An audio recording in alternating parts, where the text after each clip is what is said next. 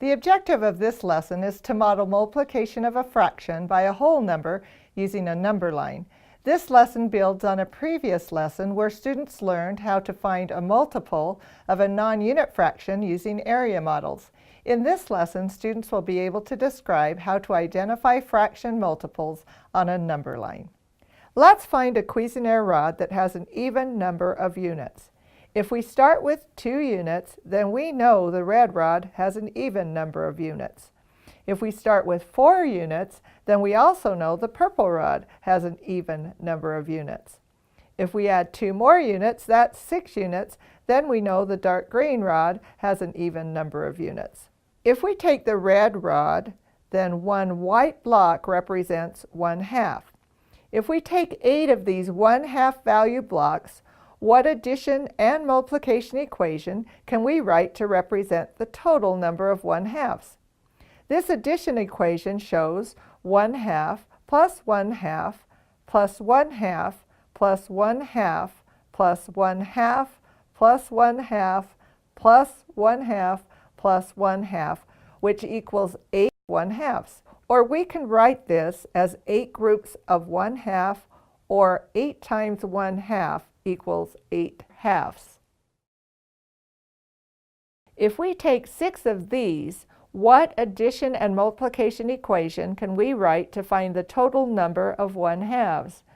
This shows 1/2 plus 1/2 plus 1/2 plus 1/2 plus 1/2 plus 1/2, which equals 6 halves. This multiplication equation would be 6 groups of 1/2, or 6 halves. How could we model these equations on a number line? Fractions, just like numbers, can be placed on a number line. A number line is divided into equal parts with tick marks. If we have our number line start at 0, then to show the red rod, we have 1/2 and 2 halves.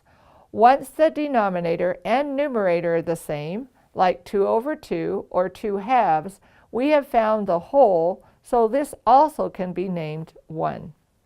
How then would we model 8 halves? We would need to add additional equal parts to represent 1/2. 1/2, 2 halves, 3 halves, 4 halves, 5 halves, 6 halves, 7 halves, 8 halves. How many iterations along the number line does it take to determine 8 halves? It takes 8 1/2 iterations to make 8 halves.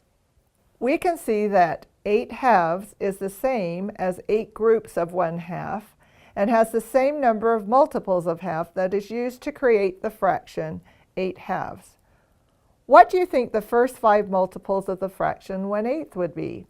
Jumping on a number line divided into 8s, we can model 1/8 and 2/8, which is the same as 1/8 plus 1/8, and another jump to 3/8, which is the same as 1/8 plus 1/8 plus 1/8, or 3 jumps of 1/8, 4/8 or 4 jumps of 1/8, and 5/8.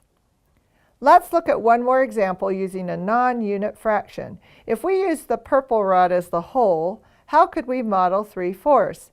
It looks like it would take 3 unit cubes to represent 3/4 of the purple rod. What would 2 groups of 3/4 be?